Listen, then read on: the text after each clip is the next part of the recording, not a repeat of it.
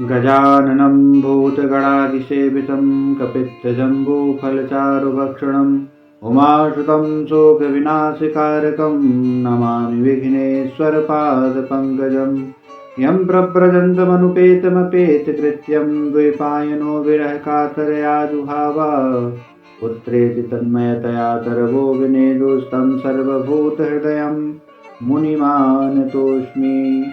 राधा मेरी स्वामिनी में राधे को दास, जन्म जन्म मोह दीजियो श्री ब्रज वृंदावन को वास। परम मंगलमय परात्पर अकारण करुणा वरुणालय भक्त वांछा कल्पतरु तृणंदित पीतांबरधारी भगवान श्री बालकृष्ण की वांग्मय प्रतिमूर्ति श्रीमद् भागवत महापुराण के 12वें दिवस आज हम प्रवेश करने जा रहे हैं।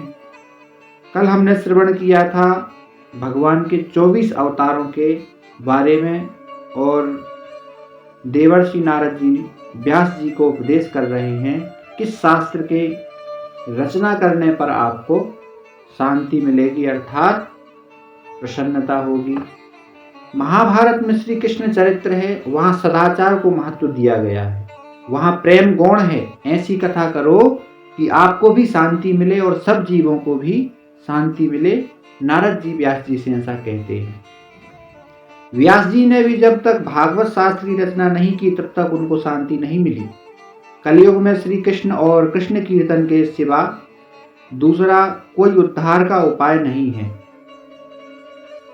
कलयुग में मनुष्यों का उद्धार दूसरे साधन से नहीं हो सकता, केवल कृष्ण कीर्तन, कृष्ण स्मरण, कृष्ण कीर्तन से ही कलयुग में मनुष्यों का उद्धार होगा। परमात्मा की लीला का वर्णन आप अति प्रेम पूर्वक करो, सब साधनों का फल प्रभु प्रेम है। आप तो ज्ञानी हैं महाराज, मैं तो आपको अपनी कथा सुनाता हूँ, मैं कैसा था और कैसा हो गया। देवर्षि नारद का पूर्व चरित्र स्वयं नारद जी व्यास जी को सुनाते हैं। कहते हैं व्यास जी को विश्वास दिलाने के लिए नारद जी अपना ही दृष्टांत देते हैं, अपने पूर्व जन्म की कथा सुनाते हैं, कथा श्रवण और सत्संग का फल बताते हैं। कथा सुनने से, संतों की सेवा करने से जीवन सुधरता है। बताते हैं कि मैं दासी पुत्र था, परंतु मैंने 4 मास कन्हैया की कथा सुनी, मुझे सत्संग मिला तो मेरा जीवन दिव्य बना। कृष्ण कथा से मेरा जीवन सुधरा। मैं दासी पुत्र था, आचार विचार का कुछ भी भान न था, परंतु मैंने कथा सुनी, मेरा जीवन पलट गया। यह मेरे सद्गुरु की कृपा थी। व्यास जी नारद जी से कहते हैं कि अपने पूर्व जन्म की कथा सुनाओ। तो नारद जी कहते हैं कि सुनो, मैं 7-8 साल का था कि मेरे बचपन में ही मेरे पिता की मृत्यु हो गई। मेरी माता दासी का काम करती थी, मैं भील बालकों के बीच में खेलता रहता। मेरे पुण्यों का उदय हुआ। हम जिस गांव में रहते थे वहां घूमते फिरते साधु आए। गांव के लोगों ने उन्हें उस गांव में चतुर्मास ठहरने को कहा और कहा इस बालक को अपनी सेवा में सौंपते हैं। यह पूजा के फूल लाने में मदद करेगा, दूसरे काम भी करेगा। विधवा का लड़का है, प्रसाद भी आपके पास ही ले लेगा, पालेगा। मुझे संतों का केवल दर्शन ही नहीं, उनकी सेवा का भी फल मिला, लाभ मिला। जब तक किसी पुरुष की प्रत्यक्ष सेवा नहीं करो तब तक मन तन में से वासना नहीं जाती, अंदर के विचार नहीं जाते। मेरे गुरुदेव सच्चे संत थे, प्रभु भक्ति में रंगे थे। मुझे सच्चे संत की सेवा करने का लाभ मिला। पहले तो सच्चे संत के दर्शन मिलते नहीं थे और दर्शन हो भी जाएं तब भी उनके प्रति सद्भाव नहीं जागता। गुरुदेव अमानी थे, इसलिए दूसरों को मान देते थे। उनके संगम से मुझे भक्ति का रंग लगा। गुरु ने मेरा नाम हरिदास रखा। सुखदेव जी ने जन्मते ही व्यास जी से कहा कि आपसे मेरा कोई संबंध नहीं है, आप मेरे पिता नहीं हैं, मेरा पिता तो प्रभु परमात्मा है, मुझे जाने दो। परंतु यह मार्ग सरल नहीं है, इस मार्ग को सामान्य मनुष्य अनुकरण कर सकते हैं। ऐसा नहीं है। आसान मार्ग तो यह है कि सबके साथ प्रेम करो अथवा एक प्रभु के साथ प्रेम करो। आत्मा परमात्मा एक है। सदगुरु प्रेम की मूर्ति थे। गुरु जी के उठने के पहले मैं उठ जाता।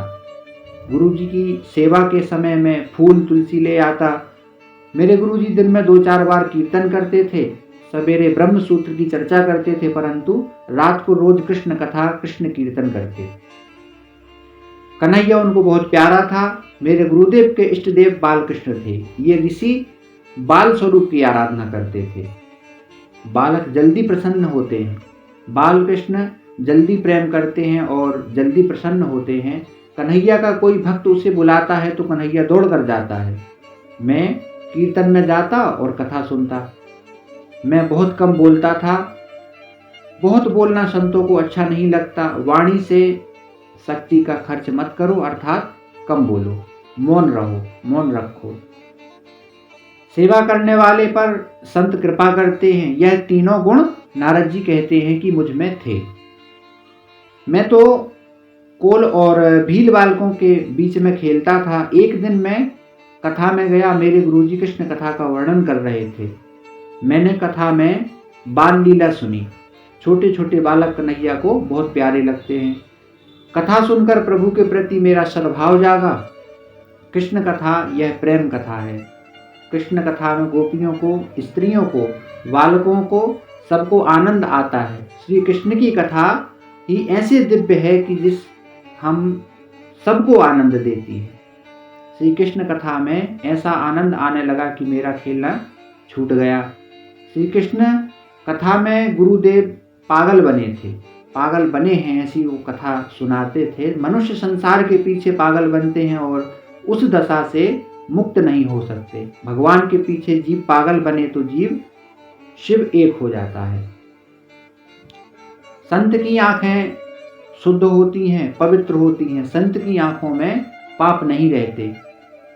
संत की आंखों में श्री कृष्ण विराजते हैं। संत 3 प्रकार की कृपा करते हैं। संत जिसकी ओर बार बार दृष्टिपात करते हैं उनका जीवन सुधरता है। माला फेरते जिस शिष्य की याद आएगी उसका जीवन सुधरेगा। मेरे गुरु मुझे बार बार निहारते थे। गुरु जी कहते थे यह बालक सच्चा और समझदार है। गुरु जी को आनंद होता है। वे बहुत प्रसन्न थे। यह जीव जातिहीन है परंतु कर्महीन नहीं है। संत जिस पर भी प्रेम की नजर डालते हैं उसका कल्याण होता है। एक दिन प्रसाद लेने के बाद मैं उनकी जूठी पत्तलें उठाता था। मैं दासी पुत्र था। कहे बिना मुझे खाने को कौन देता। गुरुजी ने मुझे इस प्रकार सेवा करते देखा। संत का हृदय पिघला। गुरुजी ने पूछा कि हरिदास तुमने भोजन किया है। मैंने ना कहा। गुरुदेव को मुझ पर दया आई और सोचे यह बालक कितना समझदार है। गुरुदेव ने मुझे आज्ञा दी कि पत्तों के में मैंने जो जूठा प्रसाद रखा है यह तुम खाओ। तो मैंने वह प्रसाद खाया। गुरुजी का जूठा प्रसाद मैंने पाया। शास्त्र की आज्ञा है कि गुरुजी की आज्ञा के सिवा उनका उचिष्ट नहीं खाना चाहिए। संत जब कल्याण की भावना से प्रसाद देते हैं तो कल्याण होता है। संत हृदय नवनीत समाना। संत हृदय पिघलने पर बुलाकर देते हैं। तब वे प्रसन्न हुए ऐसा मानना। मैंने प्रसाद ग्रहण किया। मेरे सब पाप नष्ट हुए। मुझे भक्ति का रंग लगा। मुझे कृष्ण प्रेम का रंग लगा। उस दिन मैं कीर्तन में गया। मुझे नया अनुभव हुआ। कीर्तन में एक निराला आनंद आया कि मैं आनंद में थे नाचने लगा। अति आनंद में देहाध्याय छूटता है। कीर्तन भक्ति श्री कृष्ण को अतिशय प्रिय है। भक्ति का रंग मुझे उसी दिन लगा। मुझे राधा कृष्ण का अनुभव हुआ। सुखदेव जी कहते हैं कि नारद जी व्यास जी को अपना आत्मचरित्र सुनाते हैं। मैं कम बोलता था इसलिए मुझ पर संतों की कृपा हुई। प्रेम से बोलिए राधे राधे। सेवा में समाधान रहता था। संत सेवा में सद्भाव रखते हैं, परंतु गुरुदेव की मुझ पर खास कृपा हुई। मुझे वासुदेव गायत्री का मंत्र दिया। पहले स्कंद में पहले स्कंद में 5वें अध्याय का 37वां श्लोक, यह वासुदेव गायत्री मंत्र है। इस वासुदेव गायत्री मंत्र का हमेशा जाप करो। यह इस प्रकार है, नमो भगवते तुभ्यं वासुदेवाय धीमहि प्रद्युम्नाय निरुद्धाय नमः संकर्षणाय च। यह है वासुदेव गायत्री मंत्र। 4 मास इसी प्रकार गुरुदेव की सेवा की। गुरुजी का यह गांव छोड़कर चले गए। गुरुजी यह गांव छोड़कर चले गए। जाने का दिन आया। गुरुदेव जब चले जाएंगे यह सोचकर मुझे दुख हुआ। मैंने गुरुजी से कहा, गुरुजी आप मुझे साथ ले चलिए, मुझे मत छोड़ो। मैं आपकी शरण में हूँ, शरण में आया हूँ। मैं आपके चौके पर सोया करूँगा। मैं आपके नीचे से काम आऊँगा, नीचे से काम करूँगा। मुझे सेवा में साथ ले चलो, मेरी उपेक्षा न करो। गुरुदेव ने विधाता का लेख पढ़कर मुझसे कहा कि तू अपनी माता का ऋणानुबंधी पुत्र है। तेरी माता का तेरे ऊपर ऋण है। इस जन्म में मैं तुमको उसका ऋण चुकाना चाहिए आपको। इसलिए माता का त्याग नहीं करना। तू यदि माता को छोड़कर आएगा तो तुझे दूसरा जन्म लेना पड़ेगा। तुम्हारी माता की आहें हमारे भजन में विक्षेप करेंगी। तुम घर में रहो, घर में रहकर प्रभु का भजन हो सकता है। नारद जी कहते हैं, आपने तो कथा में कहा था कि प्रभु भजन में जो विघ्न करे उसका त्याग कर दो। प्रभु के भजन में जो साथ दे उसका ही संग करो। जो ईश्वर के मार्ग में ले जाए वही सच्चा स्नेही है। मेरी माता जो मेरे भजन में विक्षेप करने वाली हों, तो क्या मुझे अपनी माता का त्याग नहीं करना चाहिए? संसारी माँ बाप की यही इच्छा रहती है कि मेरा पुत्र विवाह करके वंश की वृद्धि करे। उनको यही इच्छा होती है।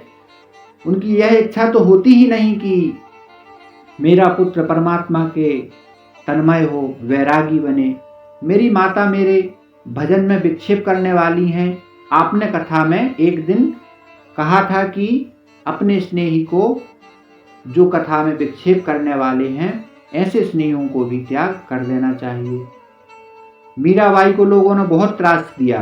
तब मीराबाई ने घबराकर संत तुलसीदास को पत्र लिखा कि मैं 3 साल की थी, तब से मैंने गिरधर गोपाल के साथ शादी की है। ये मेरे संबंधी मुझे कष्ट देते हैं, मुझे अब क्या करना चाहिए? तुलसीदास ने चित्रकूट से ही पत्र लिखा कि कसौटी सोने की होती है, पीतल की नहीं। तुम्हारी यह कसौटी होती है। जाके प्रियना राम वैदेही, सो छाड़िए कोटि वैरीजन, यद्यपि परम स्नेही। जिस सीताराम प्यारे ना लगें, जिसे सीताराम प्यारे ना लगें, जिसे राधा कृष्ण प्यारे ना लगें, ऐसा जो कोई सगा भाई हो तब भी उसका संग छोड़ देना चाहिए। दुसंग सर्वथा त्यागने योग्य है। दुसंग सर्वथा त्याज्य। मीराबाई ने यह पत्र मेवाड़ का त्याग कर दिया, यह पत्र पढ़कर, और वृंदावन आ गई। भक्ति बढ़ानी हो तो मीराबाई का चरित्र बार बार पढ़ो। संसारी माता पिता भी पुत्र को संसार का ही ज्ञान देते हैं। माता के संग में रहूंगा तो भजन में विक्षेप होगा। गुरुजी ने कहा तू माँ का त्याग करे, यह मुझे अच्छा नहीं लगता। ठाकुर जी सब जानते हैं, तुम्हारी माता तुम्हारे भजन में विघ्न करेंगी तो ठाकुर जी को कोई लीला करनी होगी।